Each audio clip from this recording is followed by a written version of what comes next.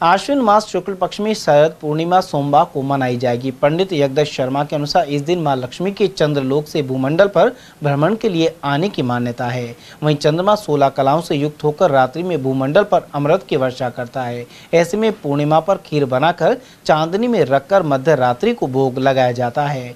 वहीं 7 अक्टूबर से महिलाओं द्वारा कार्तिक स्नान प्रारंभ किया जाएगा।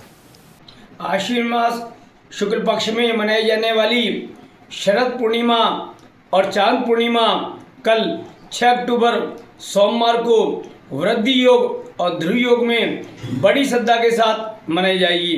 शास्त्रों इस दिन रात में चंद्रमा 16 कलाओं से युक्त होकर के रात्रि में भूमंडल पर अमृत की वर्षा करता है, इसलिए शरद पूर्णिमा का विशेष महत्व माना गया है। इस पूर्णिमा के दिन माँ लक्ष्मी जी चंद्रलोक से भूमंडल पर भ्रमण करने के लिए पधारती है, इसलिए शास्त्रों में शरद पूर्णिमा का विशेष पुण्य माना गया है।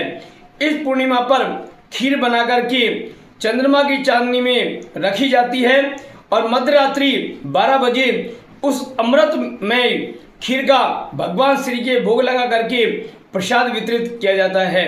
पौराणिक मान्यता यह है कि शरद पूर्णिमा पर चंद्रमा की चांदनी में रखी गई खीर औषधीय गुणों से युक्त हो जाती है और उस खीर को प्रसाद के रूप में ग्रहण करने से अनेक प्रकार की बीमारियों से मुक्ति प्राप्त होती है।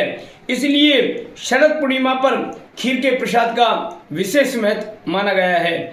इसी पूर्णिमा पर भगवान श्री कृष्ण जी ने पहली बार रास रचाया था, इसलिए इस पूर्णिमा को रास पूर्णिमा भी कहा जाता है। शरद पूर्णिमा के दूसरे दिन 7 अक्टूबर मंगलवार से महिलाओं द्वारा कार्तिक मास प्रारंभ किया जाएगा और कार्तिक स्नान में महिलाएं मंदिरों में कार्तिक महात्म्य सुनकर के अल सुबह अर्थात सूर्योदय से पूर्व ठंडे जल से स्नान करके भगवान के श्री के परिक्रमा करके कार्तिक स्नान प्रारंभ करती है।